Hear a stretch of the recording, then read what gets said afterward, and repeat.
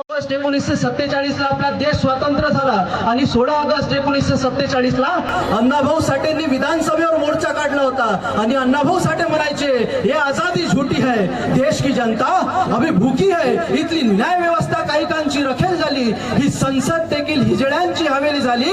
मी माझ्या व्यथा कोणाकडे मांडायच्या, कारण इथली न्याय व्यवस्था भ्रष्टतेने रंगीन झाली. अरे आहे कसे म्हणावे देशात लोकशाही, खुर्चीवरती बसले पुण्याचे खुले सिपाही, निष्पाप माणसांना हे घालतात गोळ्या आणि सत्कार चोरट्यांचे करतात राजेशाही, सत्कार चोरट्यांचे करतात राजेशाही.